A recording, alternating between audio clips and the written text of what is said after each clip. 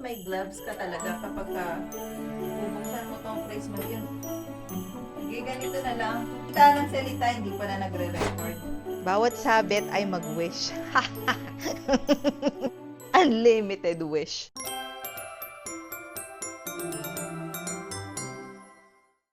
Pagpalang araw po sa ating lahat. Kamusta naman po kayo? At ngayon ay samahan niyo ako na itayo itong Christmas tree na to.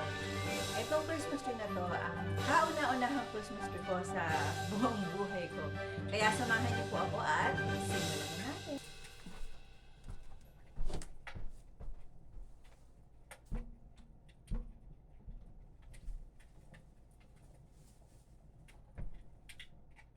Dapat may gloves ka talaga kapag bubuksan mo tong Christmas, yung dahon ng Christmas tree kasi makate.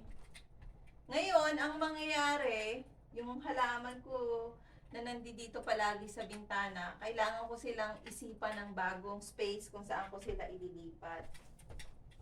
Ibubuka ko muna yung dahon ng kuhanin ko yung gloves ko. Wait lang po.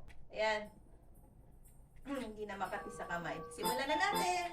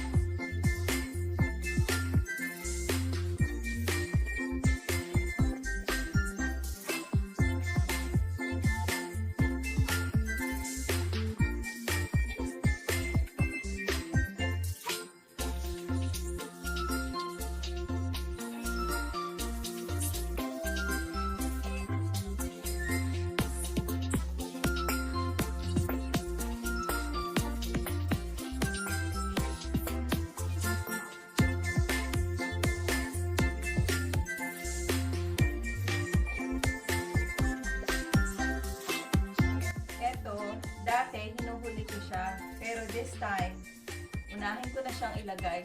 Ang naisip ko this time, ihuli ko yung, kasi dati, pag nalagay ko na yung Christmas tree, ang igagawin ko, ilalagay ko naman kasunod yung Christmas light. Tapos, yung Christmas decoration. Pagkatapos, eto. So, this time, try ko tong unahin. Kasi kapag may Christmas light na, at saka may decor, parang mahirap na tong ilagay. Sumasabit sa damit ko.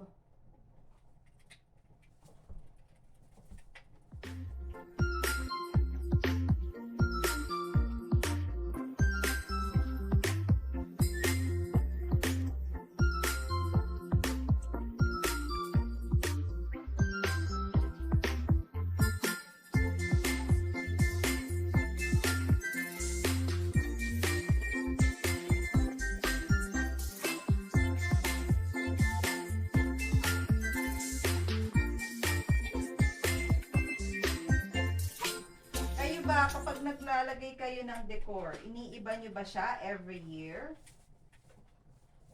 Kasi ang mga decorations, nagsisale siya kapag tapos na yung Pasko.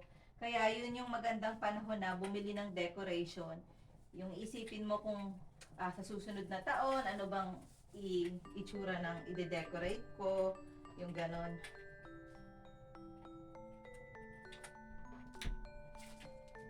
Pero ako, ganito na lang siya. Ayos naman to. Dito naman sa, dito naman sa likod.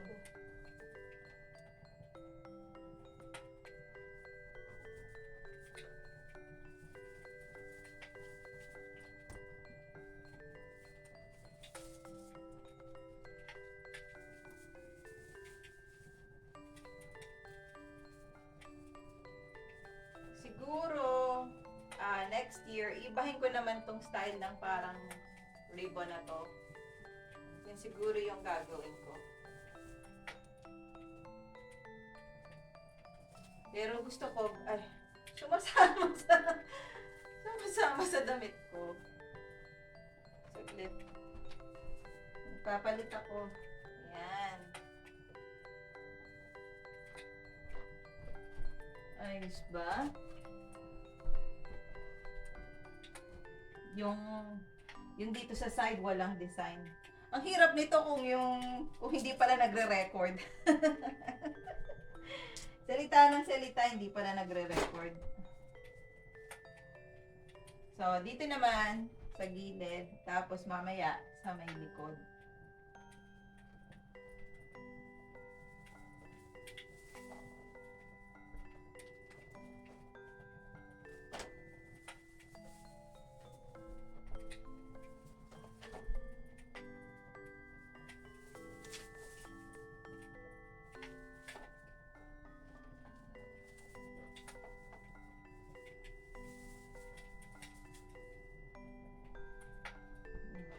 Gugupitin ko siya.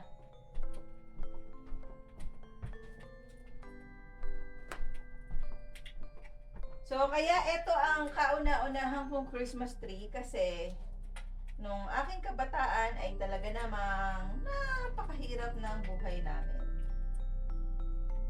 Pagkatapos, nakalipat kami sa apartment na ginawa ng tatay ko. Maliit lang talaga siya. Ang binabayaran namin yung lupa. Maliit lang talaga yung apartment. Dumating sa point na, syempre, lumaki na kaming magkakapatid. May trabaho na yung kuya ko, yung ate ko, ako. Hindi pa rin kami nagka-Christmas tree kasi sobrang grabing liit nga ng space. Which is okay lang kahit maliit ang space kasi papasok yung kuya ko sa trabaho. Alam mo yung pag lahat na kayo umalis na sa bahay, nasa labas na, uwi na lang kayo para matulog, di ba? Yun. Tapos ang nagiging libangan namin yung tawag doon yung DVD. Kasi may mga kumakatok sa pinto, DVD. Yun. Si nanay, mahilig siyang manood ng yung mga Jackie Chan, mga Jet Li, yung mga ganyan, mga karate na action movie. Paborito yan ni nanay. Kapag puro usapan, naboboring si nanay, tutulugan niya lang yan. At ang nanay ko, kahit horror film ang panoorin yan, pag natakot ka, humanda ka na, mamumura ka. Mamumura ka talaga. Nanonood kami ng, alam mo yung pelikula ni Chris Aquino na Feng Shui? Kung di nyo pa napapanood sa mga mahilig sa horror film, panoorin niya. Nakakatindig talaga siya ng balahibo. Natatakot ako noon. Nasipa talaga ako hindi nasipa, sinipa. Kasi takot na takot talaga ako noon. Pero, so ang nanay ko, panoorin mo ng lahat ng naisip mo ng horror film. The Ring, lahat ng mga nakakatakot na. Feng Shui, kasi mahilig kami sa mga horror film. Hindi natatakot. Parang parang wala siyang feelings pag nanonood siya. Hindi mo siya matatakot, hindi siya nagre-react. Kahit Tagalog na yung pinapanood niya, hindi pa siya magre-react. Pero, sabihan mo na, BP ka. Naku, pag sinabi mo mag-BP, naku, natatakot na yan. Diyos ko, takot na. BP pa lang yan, ha? Wala pa yung injection. Yan. Yan ang istorya sa aking nanay. Kaya si nanay, pag sinabing, naku, nay, kailangan mo na magpunta sa ospital para magpa-check up. Naku, nahihirapan yung ate ko kasi ang nanay ko, takot na takot talaga yan sa mga karayom. Takot yung BP talaga, BP pa lang siya. Takot na siya. Mas nakakatakot, di ba, pag nagpunta ka ng ospital, wala kang pampa-ospital. Pero siya, nitong haling na ospital yung nanay ko. Ma-share ko lang po sa inyo. Dahil pala sinuot ko yung microphone ko. Nung huling na ospital yung nanay ko, tawag dito, umalis sila, hindi siya nagpa-confine. Tapos, kailangan pag nagpunta doon yung kuya ko, tsaka yung sister-in-law ko, para i-encourage si nanay na magstay, para masiguradong ligtas talaga.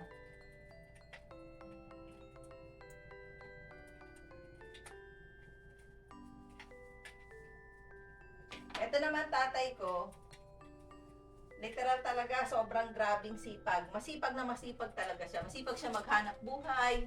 Hanggang ngayon sa loob ng bahay, masipag siya. Ang sipag niya naman, alam mo yan yung kahit sinabihan na siya ng ate ko na, Tay, tama na yung tigil mo sa kakapukpok. Kasi may second floor sa bahay eh. Patuloy niyang inaayos, pinapaganda. Kahit hala, sige, nang gabi na yan, sumakit na ang likod. Kailangan, siya sa sobrang kasipagan niya, siya naman na ospital. Sobrang kasipagan. Dito naman tayo sa likod. Actually, alam niya itong net na to. Gusto ko siyang dagdagan. Ang kaso, hanggang ngayon, wala na akong makita na ganito mismong. Hopefully, this year, may ganito. Ayan, tignan nyo, hindi na inabot sa likod. Ayos naman. Lalayo ako, wait lang.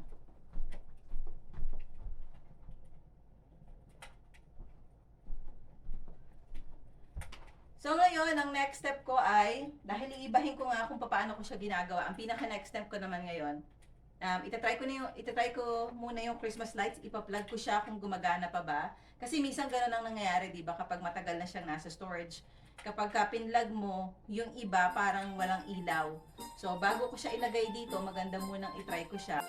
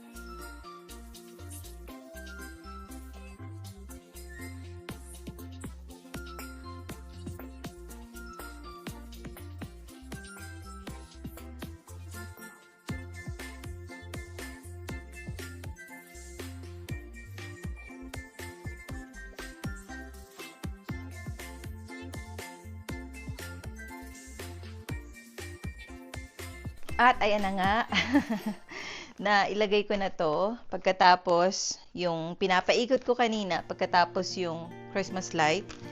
At ngayon naman, ang tagal kong hinanap. Hindi ko mahanap, meron akong yung madami nito.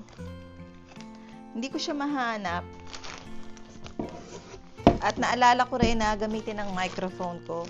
Lagi nga sinasabi ni Mushi, dapat yung microphone mo nasa purse para pag lumalabas tayo, madali kang naririnig, lalo na kapag mahangin.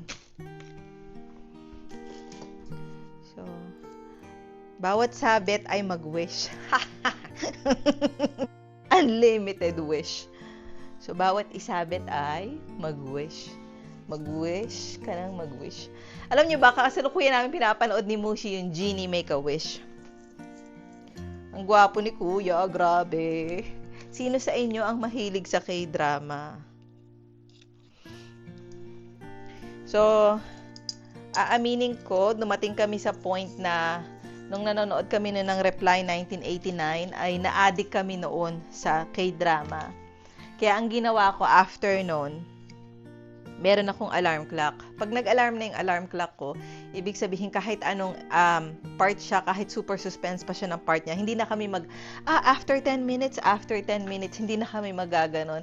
Papatayin ko na yung TV, mag-prepare na kami para sa gabi na yon.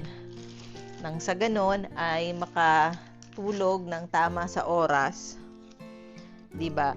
Alam niyo ba, dati kaming mag-asawa, dito kami talaga nanonood sa baba. Kasi masyadong sensitive yung mga bata sa ingay. Kahit may sarili silang kwarto. Tawag dito. Tapos, syempre bata pa sila, no? Pagkatatawagin ka, akyat baba ka, akyat baba. Tapos, hanggang sa minsan isang araw, ang sabi ni Mushi, binili ko tong OLED TV na to para maganda yung mapapanooran ko. Dito ako manonood. Tapos yun, ganun. Nag-transition na kami mula sa baba doon sa taas. At saka kasi kapag ka nanonood dito sa baba, syempre sa baba, katabi mo yung pantry, yung kusina, di ba? Alam mo yun, yung habang nanonood ka, gabi na, mapapakain ka pa. Kaya maganda nang nasa taas, kasi pag nasa taas ka manonood, syempre malayo. Malayo ka sa kusina, di ba? Yan ang chika. Kayo ba ay nakapag-Christmas shopping na? Kasi kami ni Mushi, sabi ko, so for this year, dahil yung mga bata ay hindi na talaga sila bata, hindi na tayo tulad noon na si Mushi kasi talaga, napakahilig niya talaga bila ng regalo yung mga bata. Sabi ni Mushi, Christmas stuffers na lang yung nilalagay sa medyas, tapos isasabit dito. Yun na lang ang gusto niyang bilhin, tsaka kung anong iwi-wish ng mga bata kay Santa Claus. So usually every year, ang wini-wish na ni Lance tsaka ni Lincoln kay Santa Claus ay pare-parehas lang naman. So si Lincoln, Gravitrax, si Lance, itong Elanco, ito yung snap circuit, yung mga kuryente. Napakadami niya ng box niyan. Yan. Usually ganyan lang naman ang wini-wish nila kay Santa Claus. So yun ang nung bata ako, kwentong kabataan, hindi uso ang regalo kasi kahirapan ng buhay, 'di ba? So hindi uso sa amin ang regalo.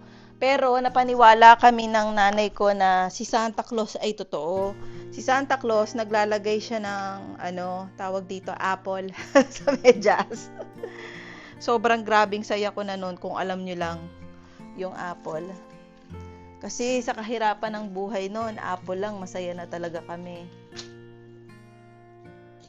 May kapitbahay kami, may tanim silang tawag dito, atis. Yun, kumukuha kami sa puno nila, tapos pinapahinog ni nanay sa palabigasan. Comment down below, meron pa rin bang gumagawa niya, nagpapahinog ng mga prutas sa palabigasan? Yan. Yung mga anak ko, ang mga prutas na Pinoy na gusto nila, ang hindi nawawalang prutas sa bahay namin talaga, saging. Saging at saka strawberry. Ilagay ko 'to sa pinakaloob. Ang prutas na Pinoy na paborito nila, ang tawag dito, mangga. Gusto talaga nila yan, mangga. So, ilagay nyo lang ng ilagay. Basta, ilagay nyo lang siya ng ilagay. Ano ang pangkaraniwang hinahanda nyo sa Pasko? So, kami, pag Pasko, hindi talaga kami naghahanda. Kasi, natutulog yung mga bata ng maaga, diba? Talagang, sa tingin ko, ang pinakaunang Pasko talaga na naghanda kami nung nandito yung ate ko. Pasko tsaka New Year. Dito pala kapag New Year, hindi siya nagpapaputok. Walang mga fireworks kapag New Year. Siguro sa tingin ko dahil yung paputok, 'di ba ang paniniwala doon nakakapag siya ng mga evil spirits. Kasi dito pag sinabing paputok, limbawa Canada Day, no? Lang siya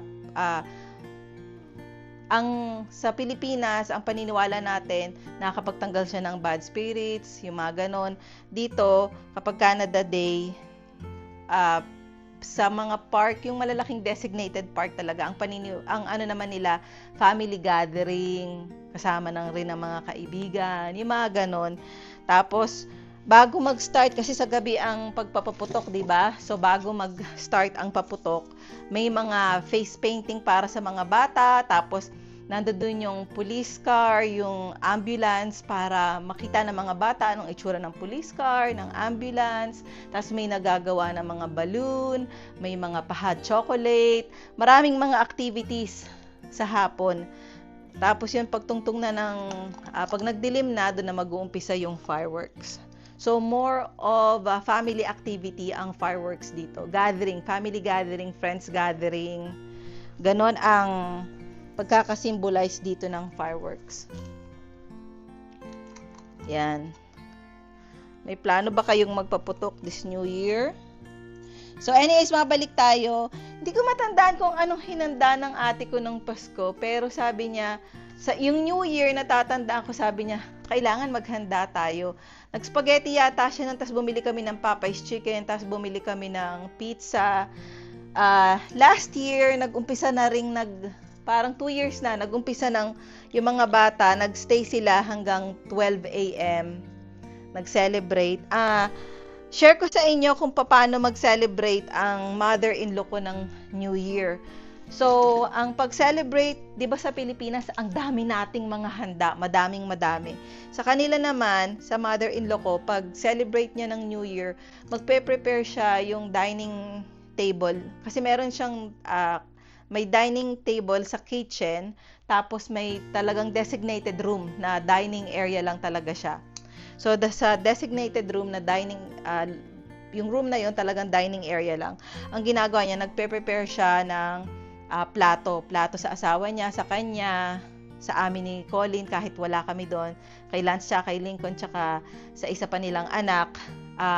Nagpe-prepare siya, parang yung mga nakikita niyo sa mga IKEA o kaya yung mga binibidyo ko sa ukay-ukay na mga table setting. Ganon ang setup niya. Tapos sa mesa na isa, yung sa kusina, kung saan siya nagpe-prepare ng pagkain, ang nandoon naman, nilalagay niya lahat yung mga, naglalagay siya yung mga, hindi pa nabubuksan, pasta, sugar, coffee, yung mga ganon. Ang sabi niya, para all year long, meron ito. So, sa kanya ko natutunan yon. Sa nanay ko, mga lutong pagkain. Sa kanya naman, yung mga grocery goods.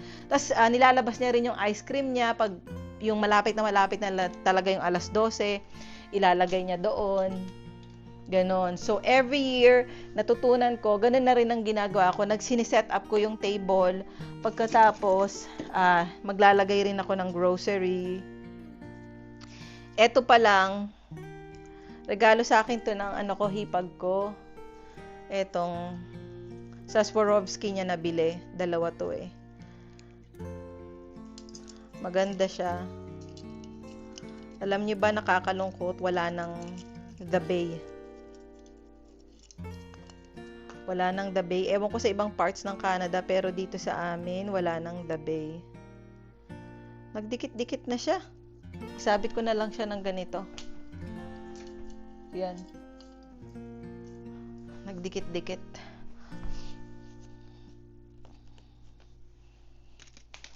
Tsaka diba sa Pilipinas, bibigyan ka ng bonus, tas bibigyan ka ng, yung company mo, bibigyan ka ng ham, ng ganon, diba?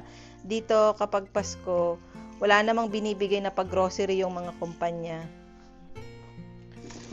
Baka meron sa mga, hindi ko lang alam, pero sa tagal kong nagtrabaho dito, wala namang pag-grocery ang kumpanya.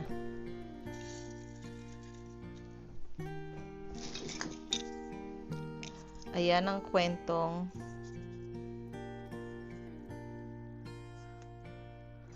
tsaka sa Pilipinas, di ba, pagtungtong ng, lalo na sa bagong taon, ang dami talagang handa. Tapos bibigyan ka pa ng kapitbahay mo, no? Lalo nang dumami yung handa mo. Kaya mainam kausapin mo yung kapitbahay mo kung close kayo. Ano bang ibibigay mo? Kung magpapansit ka, mag-spaghetti ako. Para 'di ba? Para balance. Pansit siya, spaghetti ka. Kung matagal na kayong mag-friends ng kapitbahay mo, kausapin niyo siya. Kung siya, lechong kawali, ikaw naman lechong manok. Pero sa Pilipinas, madaling maghanda, no? Kasi may mga ma-orderan ka, yung mga bila-bilaong pansit, bilaong spaghetti, palabok, may mga luto ng mga kakanin. Kaya kung wala ka ng time magluto kasi napagod ka na sa trabaho, ganyan, o order ka na lang, 'di ba? Nakakamiss din sa Pilipinas yung pagka magpapasko na, yung bibili ka ng mga puto bongbong, yung mga ganon. Nakakamiss talaga 'yun, no? Kapag ka ganun ang kinalakihan mo na kultura, syempre mamimiss mo siya. Tapos, dito, ang maglalagay ng pinaka-ornament doon, si Lance tsaka si Lincoln.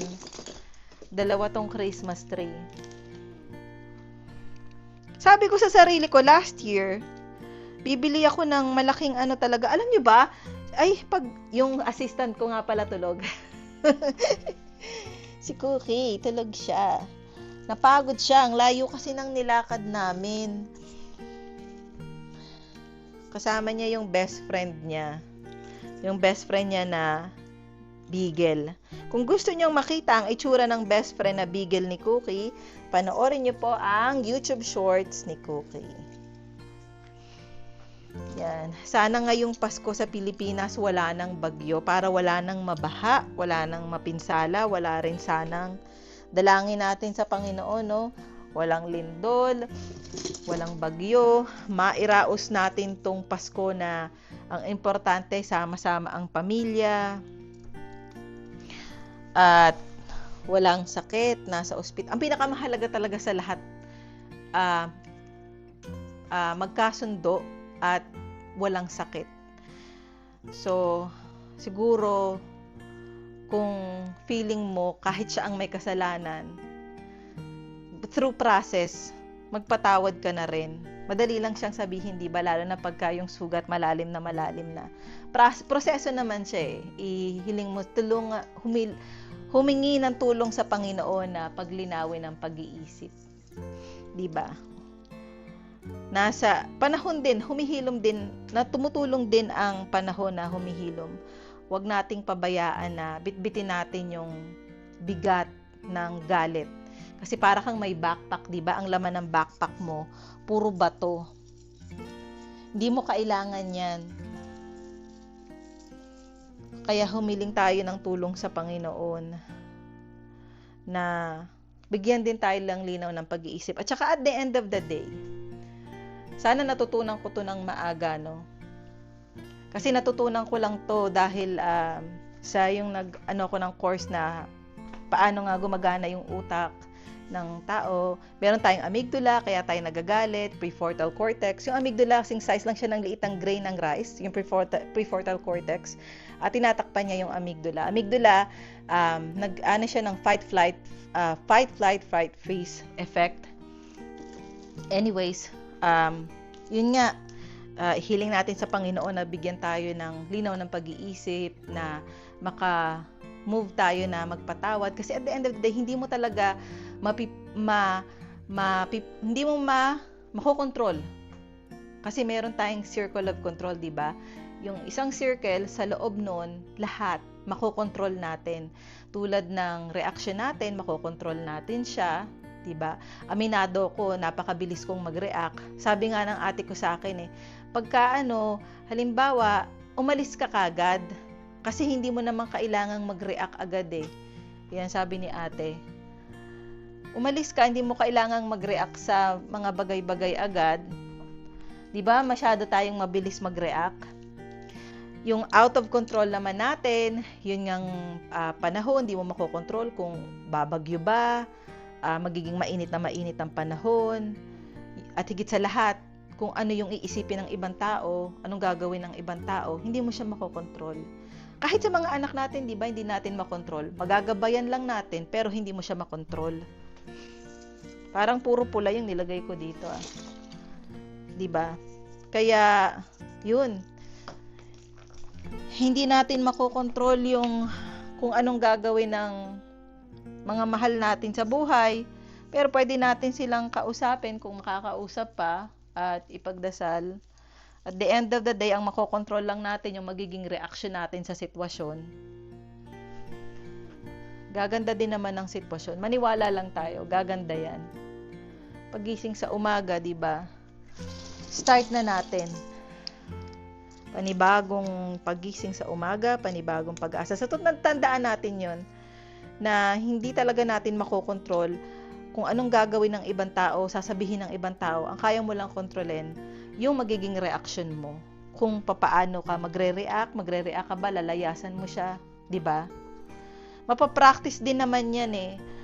Ganun talaga, pag tumatanda ka, saka mo na lang lahat siya nare-realize. Kaya pag bata pa tayo, ang dami pa nating mga bagay na yung mga hindi magandang nagagawa. Tapos through time, 'di ba, nare-realize natin, ay oo nga no, dapat di ko 'yang ginawa, dapat ganyan, dapat ganito. Kasi bata ka pa lang naman eh. Kahit nasa edad na 20 ka na, nandoon ka pa rin sa process na natututo ka pa rin. Bawat araw talaga ng buhay, natututo tayo. Ganun talaga. Alam niyo, sinasabi rin sa akin yan ng nanay ko kahit noong pa man, magpakumbaba ka, ikaw na ang humingi ng tawad.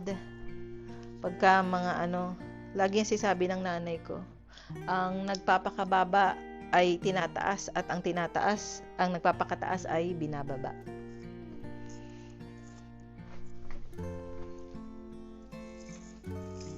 Ayan. Nilalamig na ako, hindi ko suot yung sweater ko. Kasi dumidikit ako dito.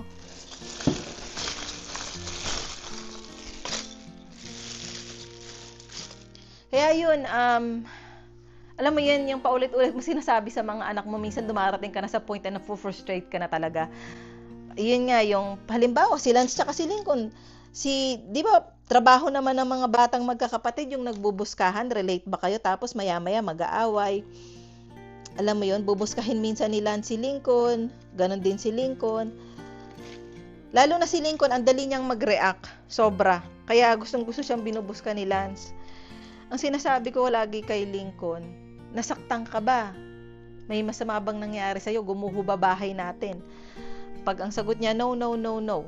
Sabi ko, next time, lumayo ka. Para hindi ka nagagalit, hindi ka na-agitate, sabi ko kay Lincoln. Ang sabi ko nga kay Lincoln alam mo, ayoko na binubuska ka ng kapatid mo, hindi ko siya gusto, sabi ko. Pero ang positive effect niyan, pag dumating sa point na sa labas ng bahay, halimbawa sa school, may nangbubuska sa'yo o matututo ka na hindi lahat patulan mo ng patulan. Kasi ang tao kapag patol ng patol, parang ganito yan. Ganyan, lalo siyang aapoy ng aapoy, di ba? Lalo pang lalaki ng lalaki kapag ka binibigyan mo ng atensyon. Ano ba ba't ayaw mo dumikit?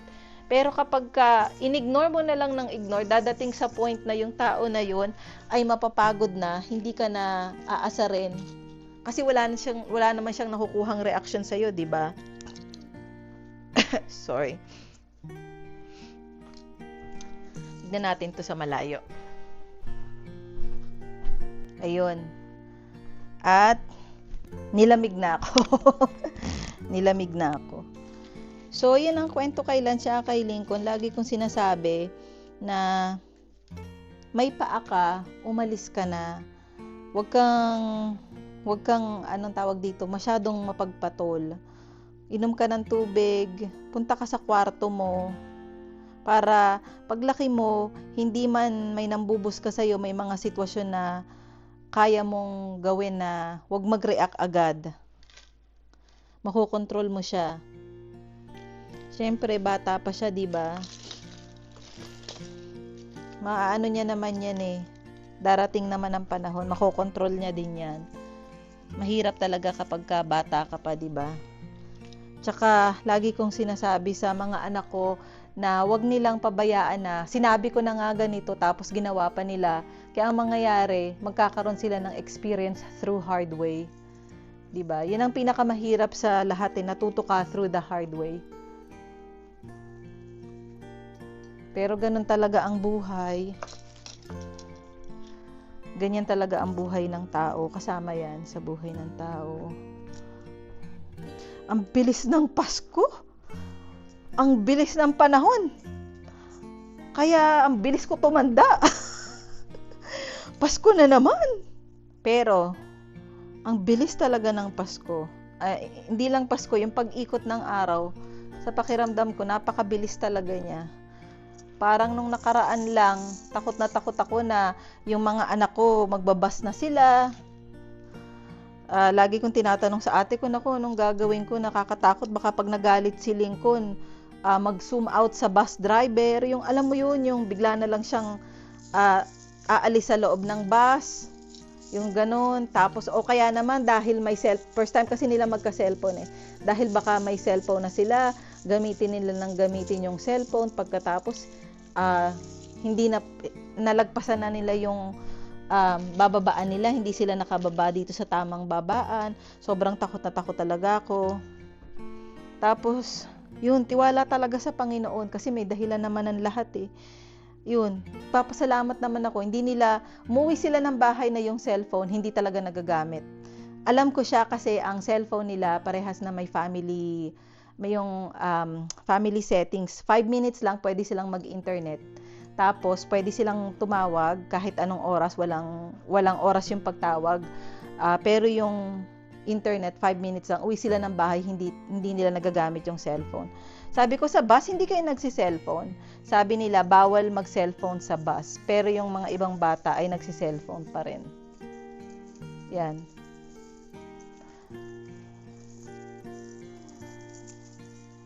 Ayaw nitong dumikit. Ang gusto ko, last year, sabi ko sarili ko, bibili ako ng malaking bola para hindi mukhang parang walang nasa loob. Para yung malaking bola, pagkatingin mong ganyan, no, may laman sa loob. Kasi pagka tinignan mo, tapos walang mga pasabit sa loob, parang walang butas tong isa na to.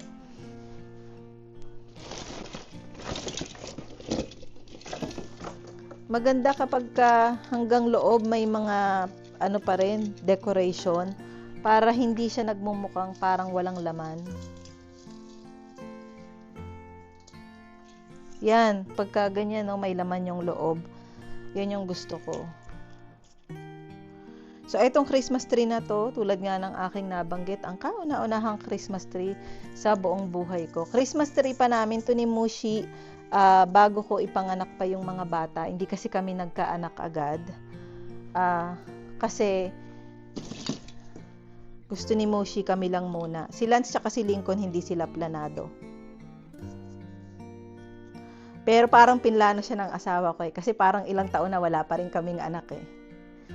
Kaya siya yung minsan isang araw gumising na lang ako. It's chika time. Minsan isang araw gumising na lang ako. Nagising ako, natatandaan ko, malinaw na malinaw siya, parang nangyari lang siya kahapon. Tatandaan ko na gumangon ako sa higaan, nasuka talaga ako. Yun. Hindi ako nabuntis kasi hindi ko alam pala na may calendar method. Yun. Ganun pala ginagawa ng asawa ko, yung calendar method. Hindi ko siya alam, baka sabihin niya, tanga-tanga mo naman, kasi hindi siya naituro sa school eh. Kasi alam niyo ba dito, kaya ang liit ng populasyon ng yung mga puti talaga, kasi batang-bata pa lang, tulad nila Lance tsaka ni Lincoln, no, 4th grade, tinuturuan na agad silang mag-tax. Limbawa, bumili ka ng cereal, magkano ang tax? Iba ang tax sa pagkain, yung iba naman na hindi pa na-prepare yung raw, wala siyang tax. Kapag sa laruan, ilan percentage ang tax niya. Tapos, yun, sa susunod na taon naman, tuturuan naman sila kung paano nag-form ng tax. Sa grade 4 and grade 5, nag-aaral ka na mag-tax, di ba? Nagkakaroon ka na ng idea kung paano mo hahawakan yung pera. Kaya, pag nag-grocery kami, alam mo yun, pag halimbawa nasa cereal aisle yung mga bata, ano agad nila, titingnan nila yung maliit na box, yung medium box, tsaka yung pinakamalaking box ng cereal, saan sila makakatipid kahit naka-sale, 3 for $10 yung medium box. So, yun. Kahit naka-sale to, sabihin nila, mas mura pa rin yung malaki kasi may sense ka na yung kukumputin agad nila. Tapos, si Lamushi, sabi, kasi magpapakasal kami noon sa munisipyo. Nagulat siya. Bakit ngayon pa lang, sabi niya, ang tatanda na ng mga taong to na magpapakasal. Bakit ngayon pa lang nagtuturo gumamit ng condom kung paano ilagay? Tapos, mga contraceptives at saka yung mga ganito, mga ganyan. Sabi ko, bakit? Sabi niya, elementary pa lang, ituturo na sa'yo yan. Sabi niya, mag-uuwi ka pa ng yung manika daw, na yung manika, sa gitna ng gabi, ilang beses siyang iiyak. Biruin mo, ang bata mo pa, di ba? Pinauwi ka na ng manika, kaya na umiiyak. Siyempre, parang bata ka pa lang matatanim na sa isip mo na, ay, ganito pala magkaanak. Ayoko na ng ganito. Iyak ng iyak. Sabi ni Moshi, sa isang banda, hindi siya maganda. Kaya di ba noong 19 something, 1990s yata, nag-open talaga yung Canada kasi yung populasyon nila talagang namamatay na. Ngayon, overpopulated. Ngayon, na ano na, tawag dito, kabaliktaran na sa Canada. Kung noon namamatay ang populasyon ngayon, nag-over na.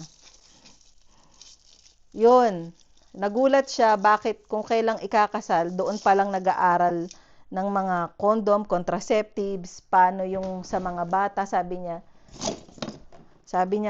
bakit ganon? Dapat maaga pa lang, pinag-aaralan na.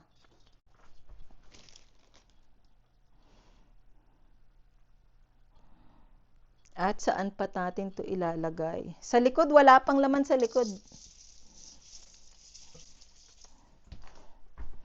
Ayan. Matutuwa talaga siya kasi Lincoln. Alam niyo ba, so dati no, takot na takot ako nung toddler sila. Anong gagawin nila kapag yung sa Christmas tree? Awa ng Diyos, yung mga anak ko talaga, lumaki sila nang yung plug, hindi nila sinasaksakan ng kahit ano nung mga toddler pa sila. Talagang, yun ang sobrang pasasalamat ko sa Diyos. Bumili kami nun sa IKEA yung mga pina-plug para lahat ng plug may takip. Pero hindi nila pinapakailaman yung mga plug. Si Cookie, matutuwa siya. Matutuwa siya pag nakita niya talaga to. Naku, tatalunin to ni Cookie. Last year, natuwa talaga dito si Cookie. Ayan. May isa pang Christmas tree pero hindi ko siya gagawin ngayon. Kasi tama na muna to.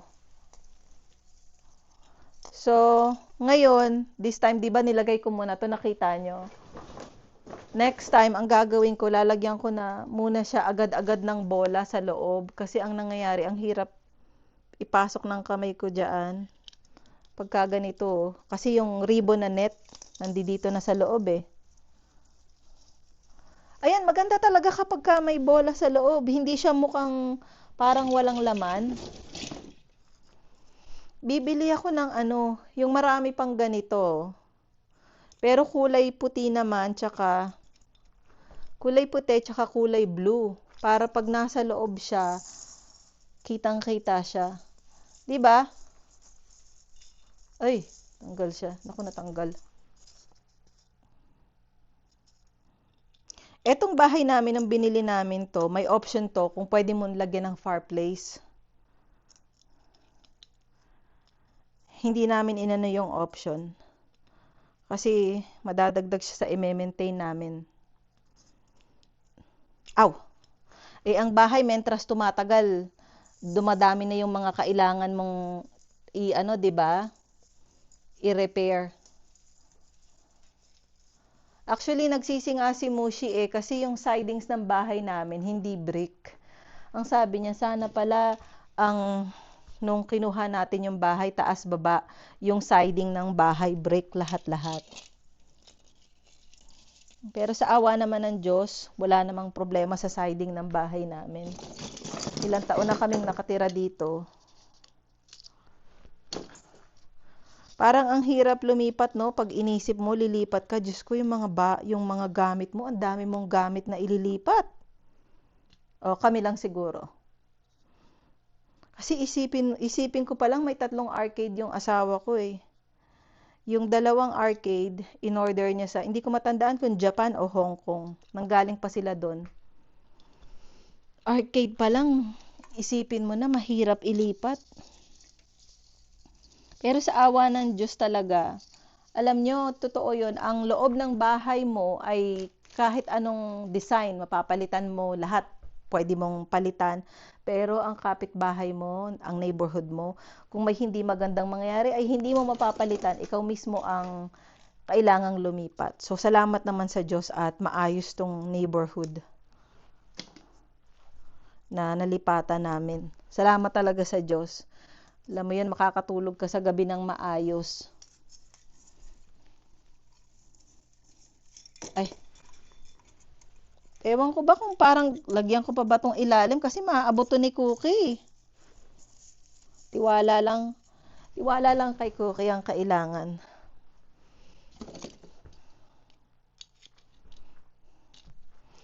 Tapos daldal pala ako ng daldal, no? Hindi pala nare-record. Ang saklap naman noon. Yan. At ngayon, na-realize ko talaga na may nakalimutan talaga ako sa Christmas tree na to. So, ang nakalimutan ko ay... Nakalimutan ko, kailangan pala niya ng... Hindi ko pala nailagay yung ano, tawag dito, yung Christmas light na may kulay. Yun. So, hindi ko na siya ilalagay kasi nalagyan ko na ng mga bola. Ayos na to, tama na to para sa akin. So, yun lang po ngayong Pasko na darating. Sana lahat ng may mga alitan ay makapagpatawaran na. At sana sa Paskong darating maging malusog tayo. Pati ako, hiling ko talaga sa Panginoon yung dinadamdam ko, nakalusugan ko, pati sa nanay ko, sa ate ko. Siyempre sa kuya ko rin, kahit hindi kami magkakasama, 'di ba? Pasalamat ako sa Panginoon na maayos kami. Yun lang talaga sa kalusugan. Pero at least hindi naman grabing-grabe na nasa ospital kami, 'di ba? At least manageable naman siya through medication. At sana sa Pilipinas, ngayong Pasko, kahit ngayong Pasko na lang sana, maganda sana all year round. Wala talagang kalamidad, pero hindi natin siya mapipigilan eh, di ba? Dito nga sa Canada eh, maraming mga namamatay, naaaksidente taon-taon kasi nga yung winter, di ba? Sobrang ang haba talaga ng winter dito. At kailangan mong pumasok sa trabaho. Hindi mo kailangan mong lumabas. 'Di ba? Kahit sa bahay ka lang nagtatrabaho, kailangan mo pa rin lumabas mag-grocery, 'di ba? Maraming nadidisgrasya, may alam mo 'yon. Kaya panalangin natin sana maging maayos ang lahat at ipapakita ko sa inyo tong Christmas tree kapag hanggang sa likod ay nalagyan ko na ng decoration.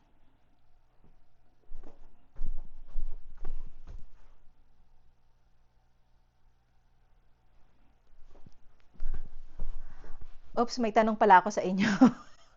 May nakalimutan pala akong tanong kasi yung pinakataas ng Christmas tree ay hindi pa nalalagyan. Comment down below, ano ang pinakagusto nyo sa taas ng Christmas tree? Yung star o yung angel? O ano ang nilalagay nyo? Kasi meron kaming star, meron din kaming angel. Dito sa Christmas tree na to, hindi kong alam kung anong ilalagay ng mga bata. So, kayo, anong nilalagay niyo sa taas ng Christmas tree nyo? Star Angel o kung ano man yan, please comment down below.